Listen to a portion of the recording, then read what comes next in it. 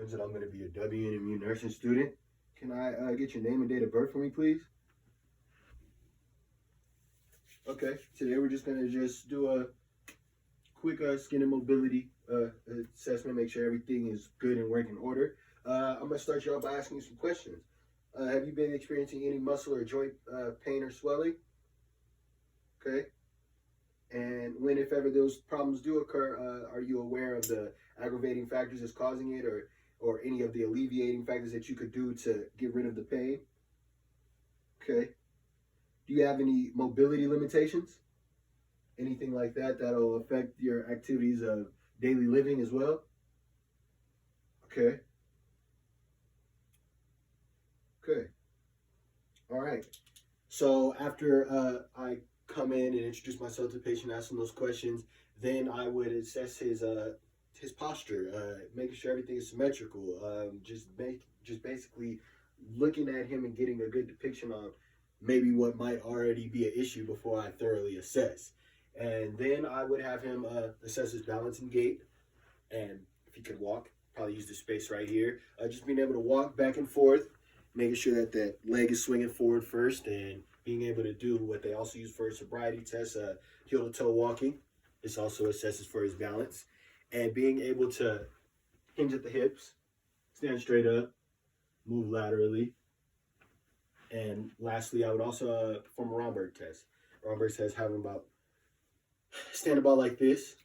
I'd have my hands a little bit outside of his shoulders, and then just have his closed eyes for about 20 and 30 seconds, and just seeing how he sways, seeing how his balance is. If he's swaying 1 2 or 3 inches one way, stop the test and assess maybe why he has his balance issues like that.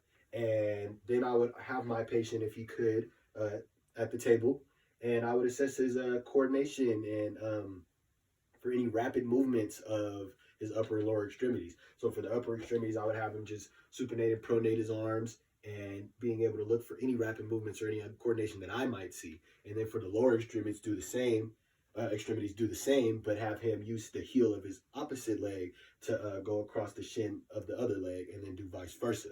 And then that will allow me to assess for the upper and lower coordinations and of your extremities. And then I would also assess for edema.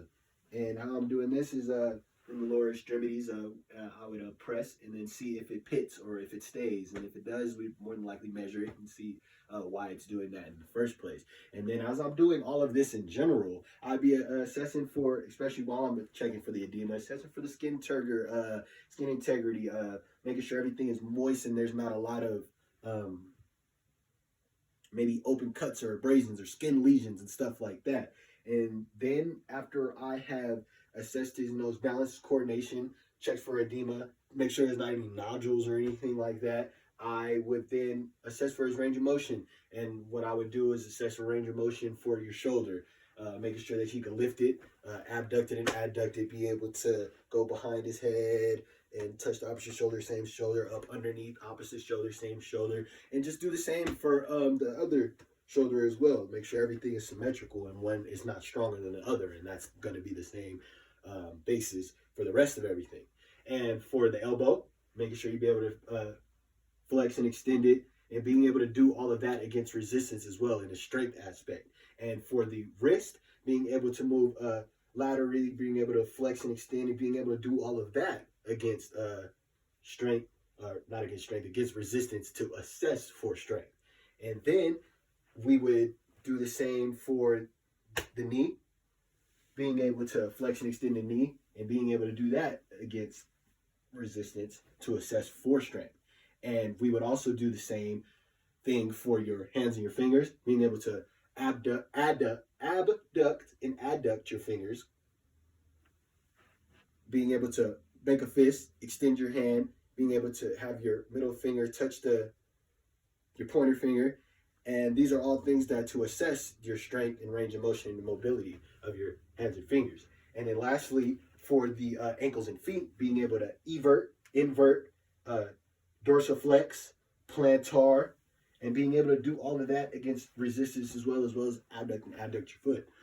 And that's going to allow me to check for the strength and the range of motion of all of those upper and lower extremities.